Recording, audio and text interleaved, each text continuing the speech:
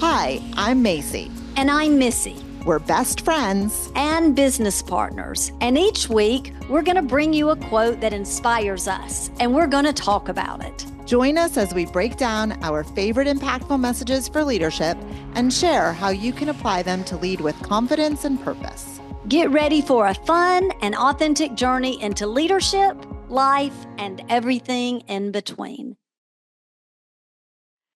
Hey, bestie. Hey, bestie. I'm so glad to be with you today. I'm looking forward to another great week. We've got an awesome quote by one of our favorite guys in the world. And of course, we have an amazing guest. Yes, and I would agree that this is going to be a great one. Yeah, so let's get right to it. We're going to introduce our guest. Today we have with us Brian Brogen, who considers himself a chief inspiration officer. So we're going to want to hear more about that, Brian. Also a podcast host. So we love him because of that, right? Yeah, we've had the pleasure of being on his show as well. So Brian, welcome to Let's Talk About It. Before we get going, why don't you go ahead and introduce yourself to our listeners? Well, thank you, Missy and Macy. It is an honor and privilege to be here with the two of you, the ladies in pink. I'm so excited today. But listen, I am a construction guy. I spent 28 years in industrial construction. And about 12 years ago, I volunteered for something called the ACE Mentor Program. That's Architectural Construction and Engineering, where I went into high schools and I mentored high school students. My motivation was I barely graduated high school. And when I rolled out that first set of plans and I saw perimeters and square footages and areas and volumes, and then the next thing I had to do was write a bid letter, and then I had to go sit in front of an owner and present, I went, wow, I could have paid attention in school. It wasn't only to go to college. So I love going back into the high schools and encouraging young people to consider construction as a career. But what I discovered was I like building people as much as I like building buildings. Yeah.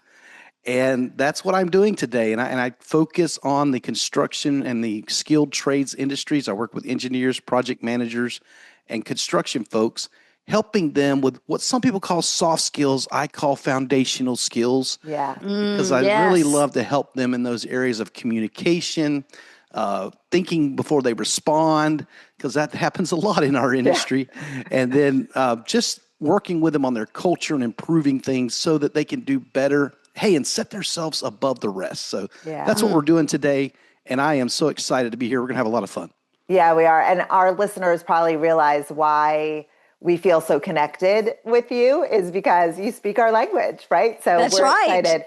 So Brian, as we share the quote, I think you're going to agree and to say that most business owners, well, at least the successful ones, right?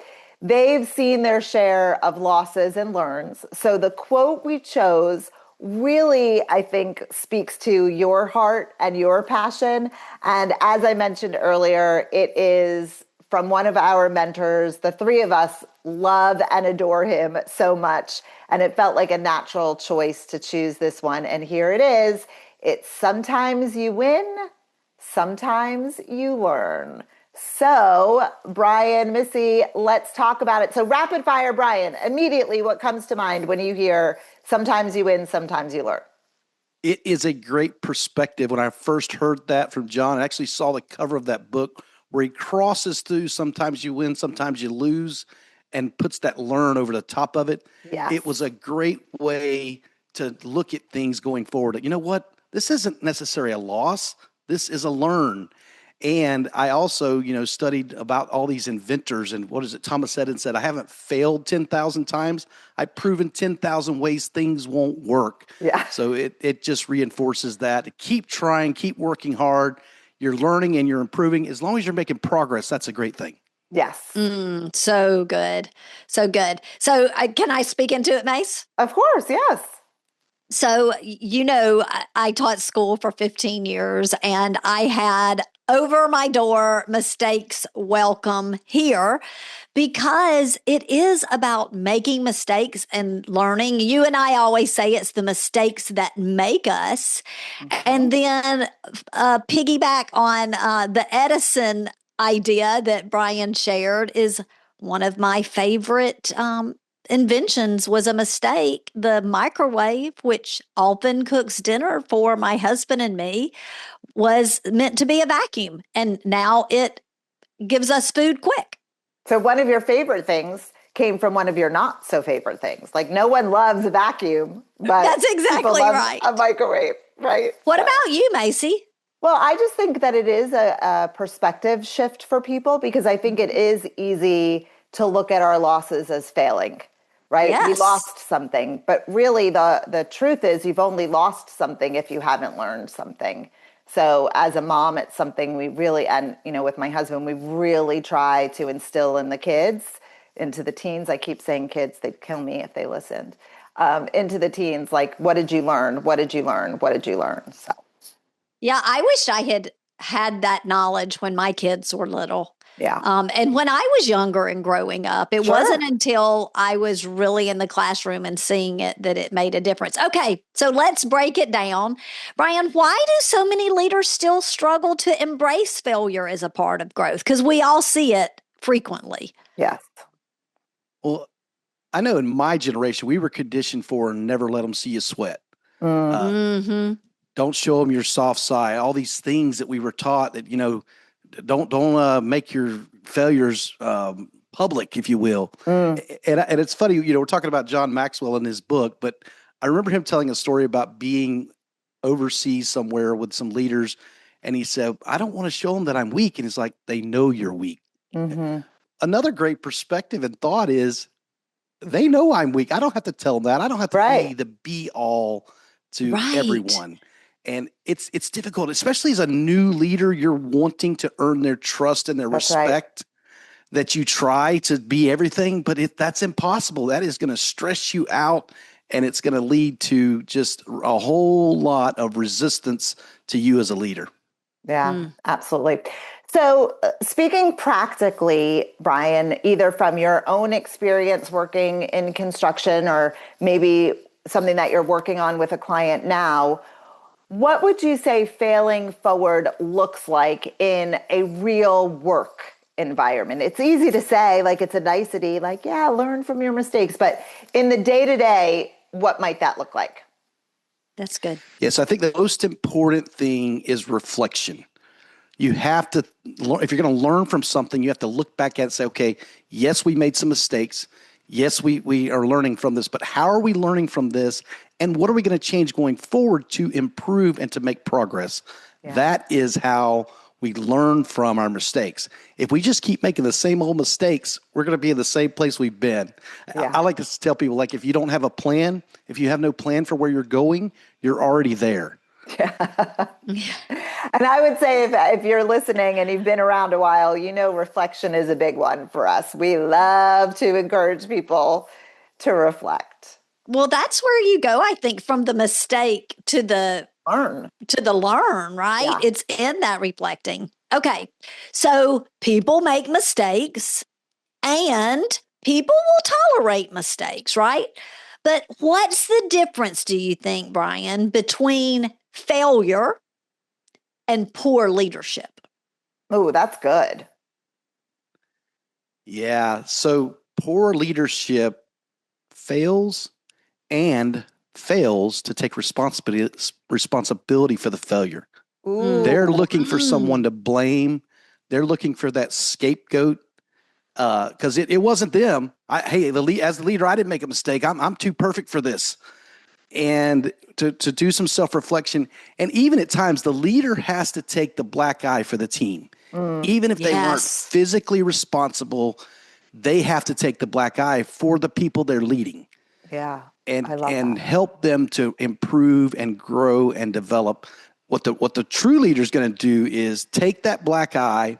And then how are we going to recover? How are we going to heal from this, this mistake that we made? And then do our dead level best not to make this mistake again. Yeah. And that only comes from the reflection and the learning, because if you continually make the same mistake over and over again, then clearly you didn't learn from it. Right. And that's, a common saying. Let me ask you this. We know a lot of leaders that we have worked with in the past. I'm sure the same for you, Brian, and maybe you're recovering like we are. A lot of leaders suffer from perfectionism, right? Like it needs to be perfect.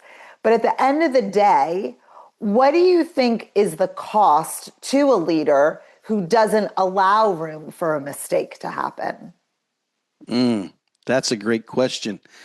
And I'm sure you're familiar with the term opportunity cost. Sure. So while we're waiting around on perfectionism, while we're waiting on to cross all the T's and dot the I's, progress is happening without us. And we're missing on those opportunities. Also, the people that are working for you need to make some mistakes on their own. You can't keep them from tripping. You can't keep them from falling, gaining their own little bruises and scrapes along the way. Because otherwise, it's just, if you teach them everything and prevent their failures, you are preventing them from learning the hard lesson behind the failure. Sure. And we don't want people to have catastrophic failures. That's not what we're suggesting. And we want to keep that from happening. But these small little interval failures that help them grow and develop the same things you experienced. And then don't get frustrated with them. Be patient with them as they learn and grow. Because that's the hard part. Yeah, it took me a long time. What I do well today, and sometimes I think it's simple, it wasn't simple for me 20 years ago. Yes. And if I think about this person, even if they're not we get a lot of people entering the workforce today that are actually, middle-aged in the changing workforces or changing careers, I should say. And those people don't have the 20-year bandwidth of learning and lessons. So being patient with people and allowing them to learn just like you did is very important. Yeah. So good. So how do you think leaders can turn setbacks, so to speak, into actual teaching moments? Yeah. And again, it's talking to the people, getting out. One of the things I have learned is the solution to the problem are the people that are closest to the problem. So getting out there at that frontline level, getting out there wherever you see this needed and talking to those people, learning lessons from them. A lot of people try to manage companies from the boardroom when they should be out walking around and talking to the people that are right there at the source of the problem. And sometimes they have the most simple fix that the boardroom just exasperated and put all kind of procedures in place to prevent this one little problem that somebody could have swept away, as opposed to putting all these policies and procedures in place to prevent it from happening again. Yeah. Like, go ask the person, right? Like, why? Like, if you're in the boardroom, go ask the worker, go ask the person. I mean, it always is surprising to us when we work with companies and they're like, well, we try to do this and this and this. Is like, but did you ask the person who was using the widget how it would talk work? to your people? Right? Talk to your people. So what do you think, Brian, are some signs that either the leader portrays or even the workers portray that they know that it's not okay to make a mistake, or they know that it's not okay to fail, or they're afraid to fail? They begin to accept status quo, and they begin to avoid leadership because they know leadership is being my way or the highway type. They understand that they're going to, we're not accepting this perfectionism. And they just start, okay, I'm just going to do my job. I'm putting my nose to the grindstone and I'm not looking up from here. I can't have any impact at this company because they don't listen to me. And now we got this lack of engagement, productivity goes down, stress goes up. Yeah. And now all of our employees are infected by this when it starts to happen. So that's what you start to see. You start to see disengagement and you start to see productivity reducing. Yeah, I liked what you said about like the complacency, because I think that that is so true, that if you're afraid to fail, you're not going to take any risks at all, even it's hands that could off. Potentially be great. You're not going to even try. So then you just are going to forever stay where you are. There's not going to be any growth because you're afraid to fail. So I really like how you pointed that back to complacency for sure. Okay, Brian. I'm going to jump in here. I'm going to challenge you a little bit. See if you would share with our audience, like, what's one lesson that you learned the hard way that still shapes how you lead today?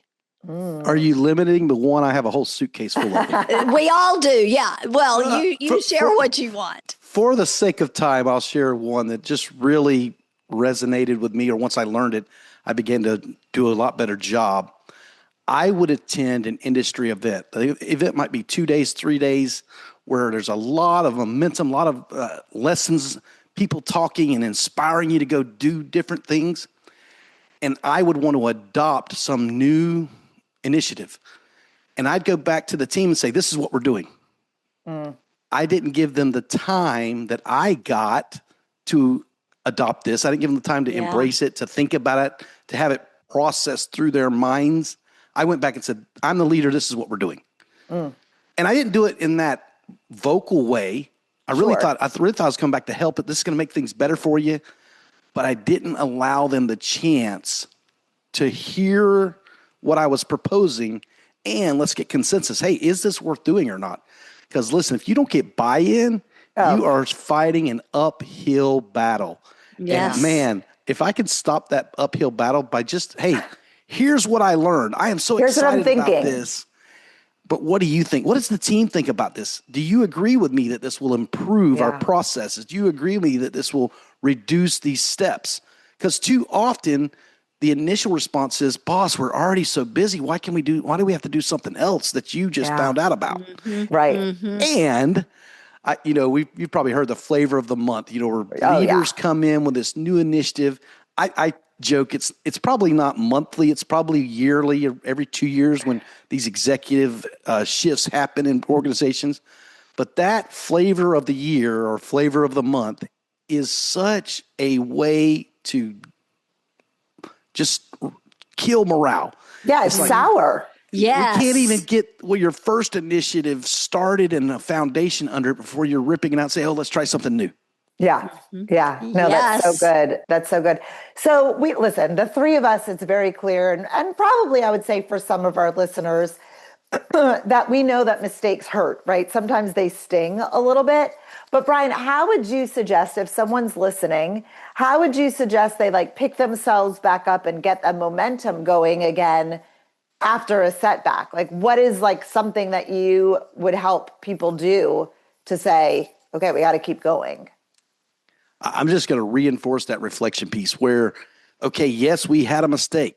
Yes, we need to recover from that mistake. In fact, I'll just give you a little lesson that one of my clients gave me. We made a huge mistake at a power plant, and they don't like a whole lot of mistakes in those industrial environments. And he said to me, listen, here's the deal, Brian. Your team made this mistake. I know they made this mistake, but I'm going to treat you the way I treat the airlines. If you recover, if you show me the plan to recovery, and you take the actions to recover, that's what I'm going to judge you by. I'm not going to judge you by the mistake. I'm going to judge you by how you recover from the mistake. Yes. And he said, if the airline messes up, they lose my luggage, they cancel my flight.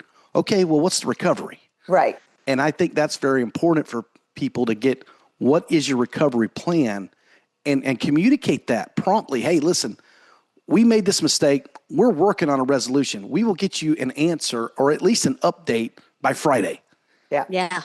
So, because if you leave people in the dark when you've made a mistake, that's the worst thing. Now they're looking for other alternatives. Yeah. And I think when you recover well, you probably have a client, a customer, an employee that is more bought in than if the mistake had never been made.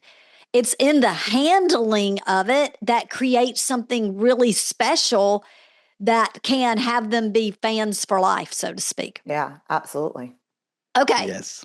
So as we're wrapping up, we love to give our listeners practical tools, just like we give in our trainings. So, Brian, for a listener, what is one small shift that they could make to handle failure better immediately? And I would say other than reflection. Other than reflection, yeah. What's another nugget? Yeah. So first of all, give yourself the same grace that you give to other people. I have seen, especially in work environments, we don't give our coworkers the same grace we give our clients. We don't give grace to our family the same way we give to our clients. And it's because we get familiar with these people and we take advantage of them, and we need to give people grace. So learn to give yourself and those you are working with on a continuous basis because you get comfortable taking those pot shots at them. But learn to give them the same grace you would give to someone else. And then most importantly, give yourself that grace. Hey, yes, I made a mistake. I'm going to continue to work hard, and I'm going to get over this. I'm going to recover from it. We have a sheriff here in our county who he's nationwide known, Grady Judd, if you know who that is. And I interviewed him for my podcast, and he said, you mess up, you fess up, and you fix up. Oh, I like that. So that's country boy talk for. Yeah, no, it's good. I messed up. I acknowledge that I messed up. Now I got to fess up. So I got to, hey, publicly to your team, right, to your clients, whoever's involved, your stakeholders, we've made this mistake. And now we're going to fix up. And how are we going to fix up? Step A, B, C, and D. Yeah. And I think that's the way to recover and get over this. But what you can't do is sit around and say, we failed. Me. Can't do anything. Let's shut down. Yeah. No, doesn't get anybody anywhere. You can't do that. It's interesting. Go ahead. Well, I was just going to say, I love that you said fix up, because I do think when there's been a mistake, using the airlines, for example, or you've done something and a client has been mad, you do kind of have to up level the fix. Like, you want them to know you're going above and beyond to make it right. So I really liked fix up. Like, that was really good. Yeah. What I was going to say is Missy and I were in a training yesterday, and they were talking similar. It was more about like mindset and how you talk to yourself. But the trainer said, would you speak to other people? Like, would we be friends? If you spoke to me the way you're speaking to yourself, would we be friends? And the chat just lit up of people that said, no way. I would never talk to you the way that I talk to myself. So unfortunately, it is common for people to talk negatively or down to themselves. So I love that advice. I think it is a great transition into our big takeaway for the week. So listeners, if you only take one thing away from this week's episode, let it be this. Failure is only failure if you don't learn from it. Every setback has information, and strong leaders, they don't ignore that. They don't avoid it. They don't blame it. They take it, they apply it, they reflect on it, and they get better because of it. That's right, Macy. I agree. It's the way a leader responds to failures that sets the culture, right? Like, if leaders react with frustration, people are going to hide mistakes. If the leaders will respond with clarity and accountability, people will grow. And so your reaction determines whether your team plays safe or whether they step up or fix up. Yeah, so this has been so good. Before we say our official goodbyes, we just want to encourage you, as you're listening, to look at one thing that didn't go right this week and just ask, like, what is the story that is trying to be told? What is this trying to teach me? And then do something with that. Take that reflection, because leadership isn't about getting it right every time, but it is about getting better every time. Oh, I love that. And if better is an option, good is not enough, right? That's right? Well, Brian, thank you so much. If our listeners want to stay in touch with you, how can they do that? Well, I am very involved on LinkedIn, and I'm almost at the 20,000 followers mark. I never dreamed that would happen. That's awesome. I'm getting excited because we're real close to that. But I engage there daily, at least a work week, Monday through Friday. I'm there every day, and I'm engaging in posts. I'm sharing things that I think provide value to others. You can give me a call. My number is 863-800-9658. If I'm not facilitating or recording podcast or doing something, I'll answer the phone, but I'll call you back within 24 hours. So that's my phone number. And then you can visit our website, BuildCS.net. We'll put all of that in the show notes so you can make sure to connect with Brian. Yes. Awesome. Okay. Now, Brian, this is a question that we ask all of our guests. And so we want to know, what is your favorite leadership quote? Ooh, man, there are so many of those. Let me think about that for a second. You're going to have to edit this out because I can't think of one off the top of my head that's like the favorite. All right. Well, think of one that maybe you live by or one that we like to say preach on. What's it? Just reach it. I do like the saying, a rising tide lifts all ships. There you go. I love to think about how that everyone is lifted by a rising tide and how we can all grow together. That's really a good one. Oh, I love that. Row together. We're all in it together. And listeners, do you have a favorite leadership quote? Send it our way and we may spotlight it on a future episode. And we'll be back next week with another quote and more leadership insights. And you know what we're going to do? We're going to talk about it. Bye, Brian. Thank Bye, you, bestie. Brian. Bye, Brian. Bye, bestie. Bye. Thanks, ladies. Thank you for listening. If you're enjoying this show, please show us some love by clicking the 3 dots to download the podcast, leave us a 5-star rating on your podcast app, and talk about it with other leaders to help them find the show from any of the major podcast apps. We'd love for you to follow us on social media too. Mpactful with an M _ messages on Instagram and Mpactful Messages on LinkedIn.